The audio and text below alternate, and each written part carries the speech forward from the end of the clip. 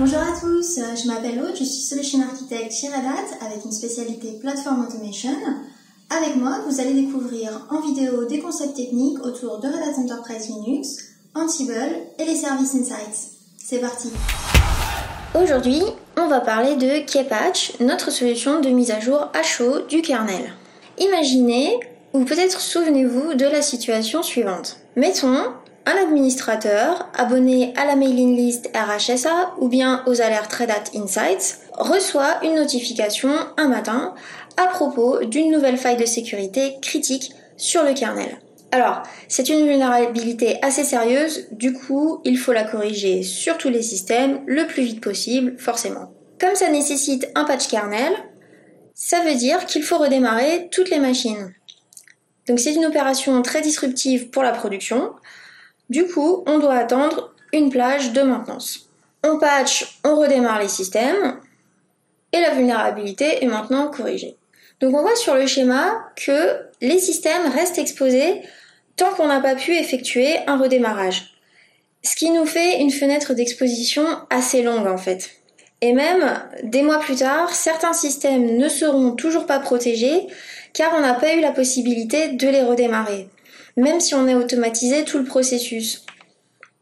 Et ces systèmes-là vont rester exposés. Ça, c'est le scénario pour une seule vulnérabilité. Bien sûr, on le répète indéfiniment. Alors, on fait comment ? En fait, c'est assez simple de se prémunir de ce genre de situation. Pour ça, il vous faut Kpatch. Kpatch, c'est une fonctionnalité du kernel Linux qui vous permet de patcher un kernel à chaud, donc sans redémarrer le système. Ça veut dire pas de longue procédure d'arrêt-relance des applications, pas d'interruption de service et pas besoin d'attendre une plage de maintenance. Alors concrètement, qu'est-ce qui différencie un patch kernel à chaud d'un patch normal ? Bien, avec Kpatch, le correctif sera appliqué au redémarrage de la même façon qu'un correctif standard. La différence existe au niveau de la fenêtre d'exposition du système. Dans ce cas, elle va se fermer très tôt, avant le redémarrage, dès lors qu'on aura installé le live patch sur le système. Et ça réduit considérablement la durée de l'exposition. On pourra par la suite, et sans urgence, redémarrer les systèmes pour passer dans le fonctionnement nominal. Donc techniquement, comment c'est possible ?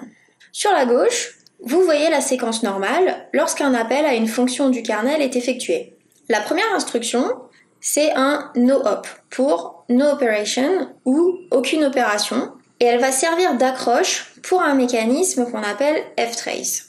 Sur la droite, on observe la situation une fois le système mis à jour via Kpatch. Grâce à ftrace, l'appel est intercepté au niveau de l'ancienne instruction no-op et redirigé vers une fonction de remplacement, qui est la version patchée de la première fonction à gauche. Du coup, la fonction originale est intacte mais inutilisée, ça rend le rollback particulièrement facile, et la version patchée de la fonction est bien disponible immédiatement.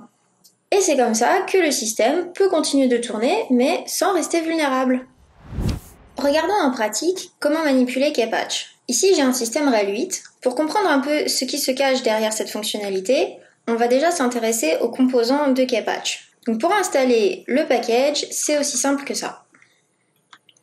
Dans Kpatch, on trouve un module de patch spécifique pour le kernel installé, qu'on va aller chercher, un utilitaire en ligne de commande, et un service systemd qui charge le module kernel au démarrage du système. Et voilà. Le module de patch contient le code pour corriger les vulnérabilités de la version du kernel associée. On va commencer par regarder si mon système est vulnérable. Alors, il y a plein de façons de le vérifier. Par exemple, là, je suis sur la console Insights. Je peux aller le voir dans l'onglet Vulnérabilité du système. Je vais prendre cette CVE pour exemple. Mon système est impacté. À partir d'ici, on peut consulter sa page sur le portail client.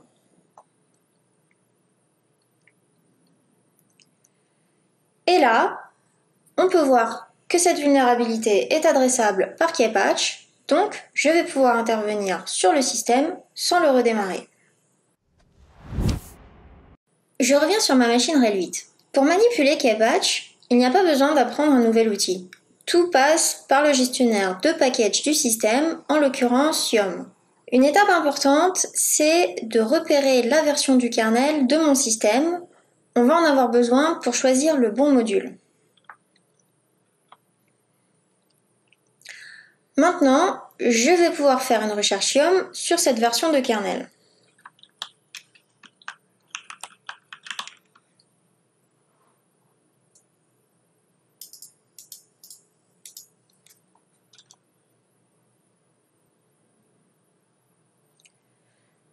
Je trouve ici le module pour mon système. Maintenant, pour savoir si ça va corriger ma vulnérabilité, je vais afficher le changelog.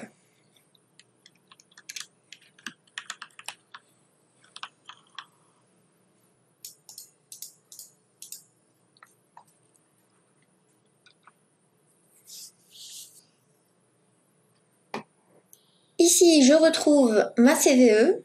Donc je sais que je peux utiliser ce live patch pour corriger la vulnérabilité qui m'intéresse. Donc je vais l'installer.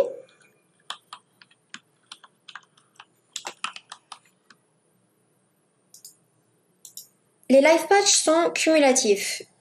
Une fois qu'un module a été installé pour la version actuelle du kernel, il suffira de le mettre à jour pour récupérer les dernières corrections de vulnérabilité.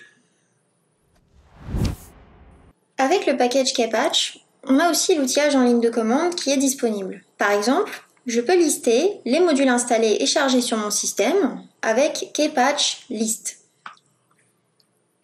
Et on retrouve bien celui que je viens d'installer. Et voilà, on a fait le tour des bases du live kernel patching.